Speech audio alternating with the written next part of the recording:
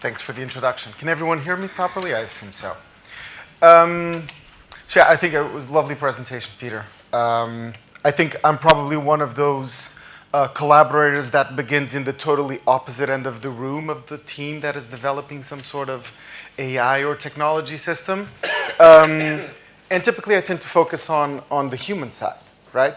And what I've learned over the past few years is I believe there's a human problem with artificial intelligence, right?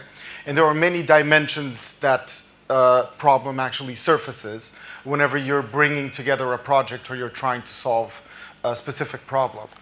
So I thought I'd share with you a few of the things. I think it's funny, we're using historical moments to actually reflect on what the future is going to look like. I think that's probably nature of humanity. But this is a classroom in the 1950s, right? Apart from the smart boards or iPads, it hasn't really changed that much. We're still using this hierarchical system of someone that has information is sharing that information with people that don't have it, right? How does this change with the fact that the kids that are now sitting here actually know what that guy, the teacher, is teaching them and can actually do research and learn much more than what can be given to them in a class? Is this actually preparing people for this age of artificial intelligence, if we can call it that? Second one revolves around people. It revolves around users, employees, developers. And my gut feeling is they're users and citizens mostly. They are sitting in this sort of cloud location where they don't really see the reality of the uses that all of this technology is being applied to. And that's a problem because people then don't understand. And all of the misinformation around what AI is and what it's helping us to achieve sort of gets distorted. And then we get all of the Terminator covers in all of the newspapers whenever the word artificial intelligence actually gets used, which then builds an even bigger disinformation. The other thing is some of the biggest challenges that we have as humans, such as bias, are now being imprinted and coded into AI systems. So we're not only replicating our own biases and our own beliefs, we're also replicating them at scale in real time into millions and millions of people with a click of a button. And that is dangerous, right? So I think there is a misinformation cycle somewhere in between. The third one is regulation, right? Does anyone know, hands up, who knows what the red flag law is? No one, fantastic. When cars actually started being commercialized, probably the horse breeding lobbyists or something like that actually forced or influenced the government to come up with a rule called the red flag law. And that rule meant every owner of a vehicle, which was considered a big threat for humanity, had to hire someone with a red flag that whenever they went into a crossing had to run over 100 yards and wave a red flag as the car drove by. Sort of removes the sort of kick of having a car, right? Makes it a little bit slower. And my feeling is regulation is doing exactly that. It's like the alarm bells. And this is dangerous, it's complex. And what we're missing out is every time in history that we had one of these leaps, we had this reaction because people react to change, right? And it's a human problem, again. So regulation needs to actually focus on something different, which is how does it bring together all of the elements to make it work for goods. And this is sort of the corollary of all of these factors coming together, which is there is a lack of communication between regulators and citizens, but there's also a lack of involvement of citizens in what AI does for them. And I think this is a really, really big problem. Because if people don't know, people don't understand. If people don't understand, they're not empowered to take action. And if they're not a part of the loop, it means we are going to have some narrow use cases in which AI is not going to be used for a good purpose. And that is danger. So I decided to sort of bring one of the experiments that I had the pleasure of running with a bunch of colleagues. And it came on a very sort of spontaneous format. It was a hackathon that was organized by one of the companies I worked for. And what they said is, look, we have this massive amount of weather data. You have all of these cloud systems, and you have all of these AI tools. And they threw a challenge out to everyone in the world. What is the next business opportunity, the value proposition that you can come up with? Really open brief, right? So I partner up with a few colleagues, and guess what? Human bias, selfishness, all came out, right? Two of us were asthmatics. And so we thought, actually, you know, I've been having a lot of trouble with my allergies lately. Let's try and solve that. Yeah, why not? I mean, we can help humanity, but let's help ourselves. I think all sort of very passionate entrepreneurs start off by trying to solve something that's had a real impact in their lives. I think the interesting thing is that typically happens to other people too. So there's a lot of value in that. And so it was two of us in search, obviously our empathetic developer that sort of decided to come along because we had sort of a crazy idea. And the first thing we did is we spent a lot of time actually understanding how does it manifest in ourselves? How do we have a crisis? What are the triggers that we think exist? And how can we start having some control over those triggers, right? Even understanding before we understand that a crisis is coming. And very quickly, we ended up doing a design thinking exercise. Hands up, who's done design thinking? More people need to do design thinking. And it's basically thinking from the user's point of view, right? Obviously, we're users. We have asthma, so we have all of the inside information. And so we mapped out what was the typical route, almost like a day in the life of, and were examples of things where we actually sort of felt that we were doing something we shouldn't be doing, and we're starting to feel, at night I'm probably actually going to have to use my inhaler because I'll probably go into a crisis. And we thought, yeah, that's interesting, but you know, how do you do that for 250 million asthmatics? And so we decided to actually sort of put a little bit of budget from our pockets, and we took my inhaler. This is blue tag over here. I don't know if you see this. It's probably the worst IoT implementation in history, or the cheapest one.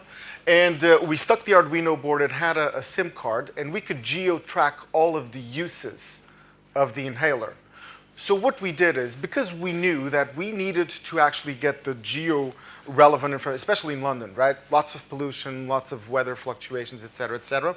So we actually devised my user experience to be able to collect the data points to then do something that became a little bit more scientific, right? Now you have the geotag uses with the timestamps. So why don't we now collate all of the different weather factors that might have an impact on each of our conditions, right? And we got lots of stuff, but mostly temperature, humidity, pollen, pollution. You can get most of these out of open data sets. And we then started going into the neat stuff, which is how can AI help us? So can we use unsupervised learning to actually identify your personal triggers? Because, for instance, I had a crisis every time that I went running, and it was humid weather with a low temperature in the morning.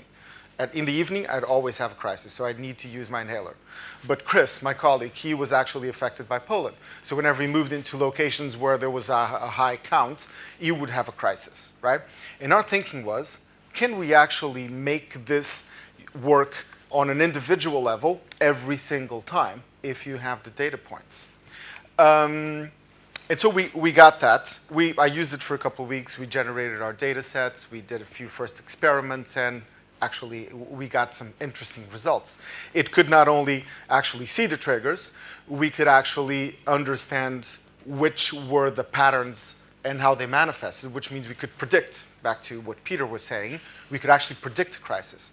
And so what we decided to do is, well, if we can predict it, why don't we send a notification to the user and tell them when to use the inhaler preventively rather than dealing with the crisis. Because just knowing that the crisis is coming, that's neat, but it doesn't really solve my problem, which is that evening I probably have to stay home, I probably have to take it easy, I probably have to sort of cancel what my life is. And that was the journey that we did over a few weeks. And that sort of then, me running a little bit of research on the side, arrived at these numbers. And this is a 2015 number, 250 million asthmatics throughout the world. That's a lot of people, right? And you've probably heard all of the forecasts around the impact of pollution on health, and these numbers are just going up. So respiratory diseases are actually on the way up. And that £1 billion over there, those are the costs in 2015 that the NHS had just with A&E on asthma. That's a huge number, right? And so we shaped a story. I mean, we won the hackathon, which was really cool. The most humbling experience was actually taking this to clients and actually having a chat with them about the project. Because obviously you go to a pharma company and pharma companies sell inhalers. So the more inhalers they sell, the more money they make, right? And we come in and we say, we have this great idea that's going to help you sell only 5% of the total amount of inhalers. Yeah, and they laughed. And they were like, this is really neat. Now don't show it to anyone. And we were debating, but that's not it. Because we think your purpose is not selling inhalers. Your purpose is not to make money out of disease, right? Your purpose is to provide a service that can keep you healthy. And there is a digital revenue in that, right? I mean, I would gladly pay £10 a month as a subscription model to not have an asthma crisis in my life, right? And that is a big cultural change. That is a big leap. And that is a journey where most of the companies that are looking at a very narrow set of activities, they're not actually trained to think like that and do that. So I see a lot of human elements in this, right? One is learn from the actual users or people impacted by the idea to understand how can you actually get some of the data that typically is so difficult to obtain, right? I mean, how many legal permissions do you think you'd have to do in the US to convince someone that uses a connected inhaler, because there are already connected inhalers, to give away their data? It's complex. If you have a value proposition that actually generates value to the users, they will give you the information for that purpose, right? That's number one. Number two is then actually creating something that is valuable for the user, not just the business. And this is one of the big debating points. And the third one is, I think, the collective knowledge of people understanding that this is the potential of using pretty simple AI techniques, right? There's nothing too fancy here. It's all been invented. But actually gluing the technology elements with the drivers of a business motivation, with the impact in the user, making this happen, this is the big opportunity. This is the big potential. And there's a lot of gaps that we need to bring together. Over the course of the years, we've actually ran other experiments around other areas, such as energy, right? So humor me. If in 10 years we all have solar panels in our homes or other types of renewable energies, which virtually will sort of pay for themselves once you actually have the infrastructure cost covered, and everyone can trade energy between themselves, are we really going to have an energy bill? Is the megawatt or the kilowatt going to be the unit of value of this business? Or is it going to be what outcomes do you achieve by having light in your home in the evening? Which actually is what originated a big evolution of intelligence and learning, because people could read at night. Something that simple, electricity, right? So can we actually do that to then understand if I have someone in my home and I'm not at home and the light goes on, is there a robber in my home? Is there some sort of alarm or alert that you can trigger off the back of that? And is that the service that you can then charge money for rather than the electricity bill? Because if people produce their electricity, it's not really a product. But again, a big mind shift in the industry that is making money out of kilowatts and megawatts. And the other one that is a personal favorite of mine, which is mobility. And so the autonomous vehicles, obviously big interest and big scrutiny around that initiative. But now let me ask you a question. Do the economics of actually buying a car do they pan out when instead of just building a car and running a car and operating a car, you can actually do things like transport energy in that car and actually do the grid balancing using that asset. Or you can have some edge computing for the idle capacity of your processing units. Or actually provide mobility, connectivity services, right? And then what if every car actually is able to transport people and goods in one single ride? So a car that typically would have a revenue stream of, I build a car, I invest money, I get my money back when someone buys a car, and basically it's used in average 5% of its time, so the rest of the time it's parked, it's a big waste.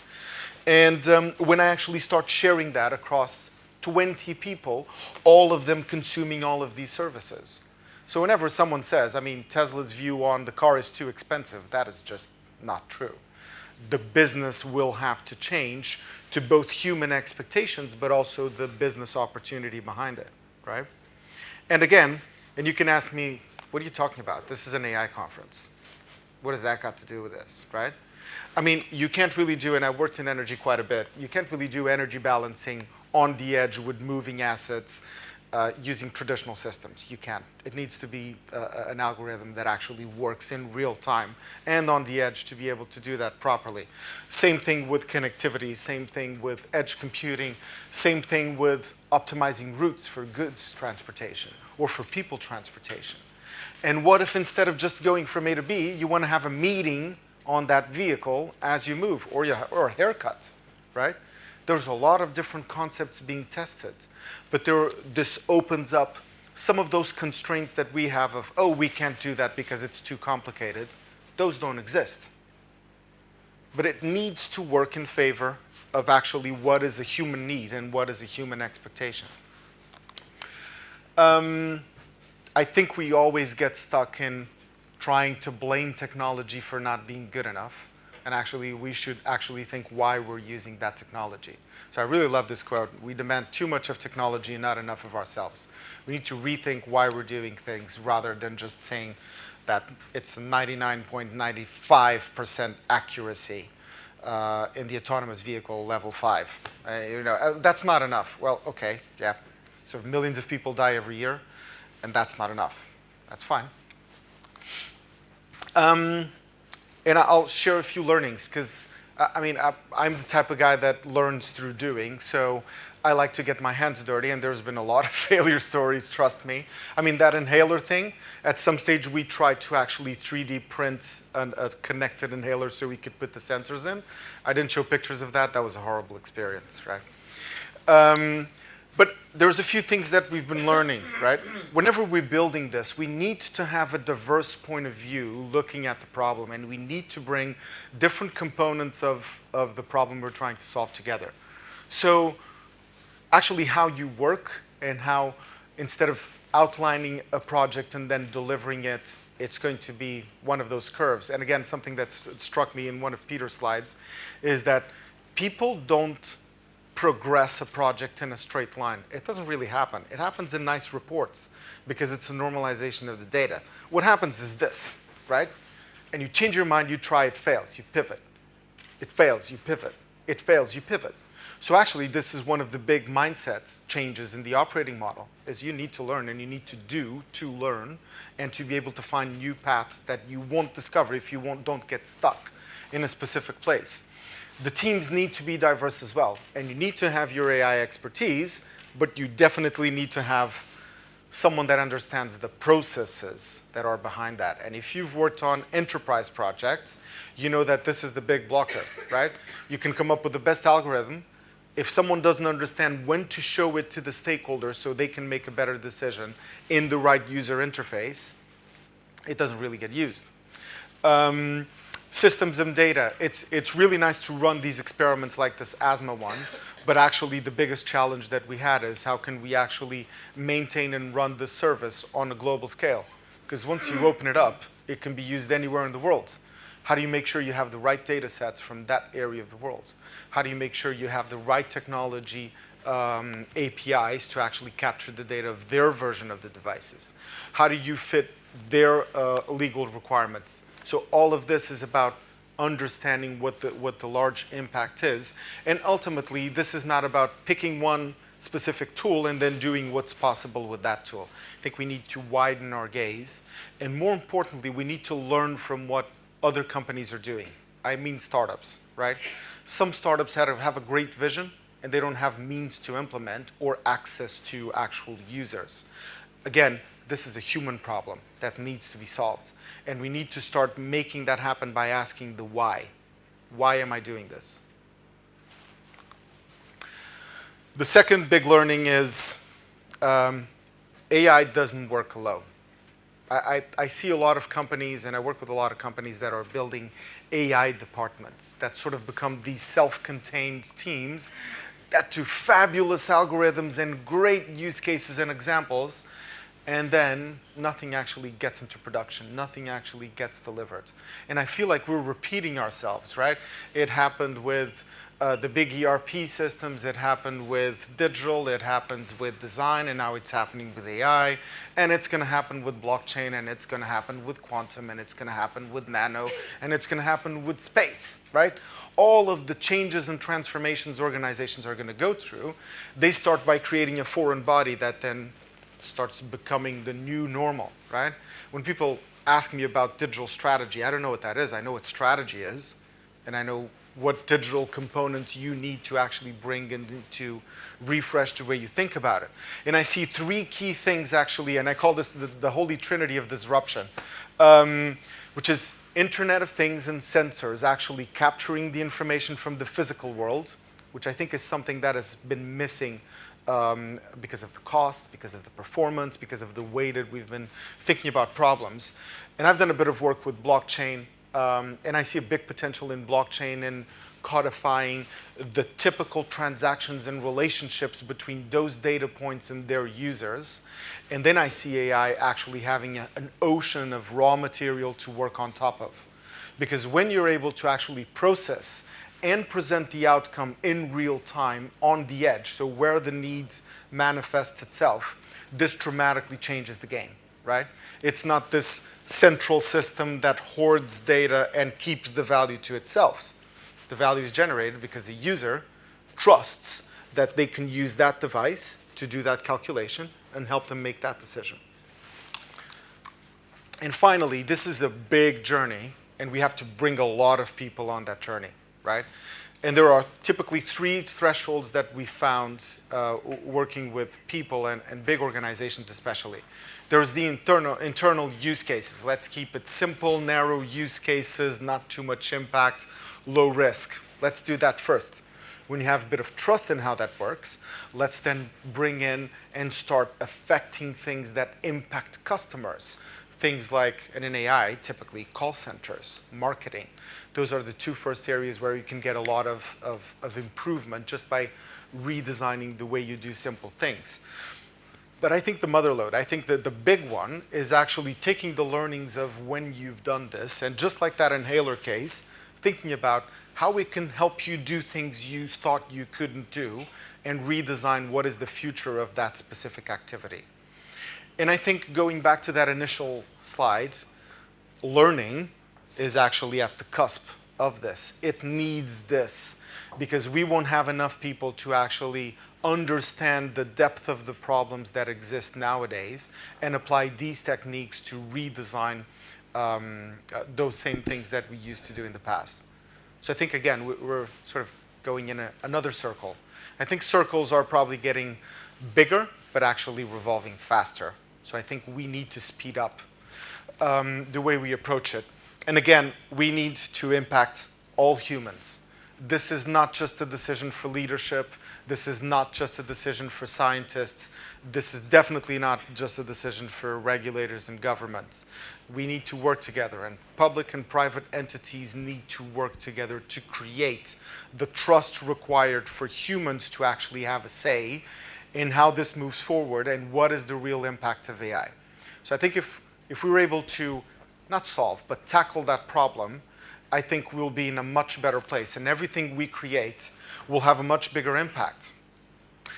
And this is going to be very quick. So a sentence that I typically use is, you're either at the table or on the menu. So if you're working on something big, be quick, be bold, and try it out before anyone else does. Thank you.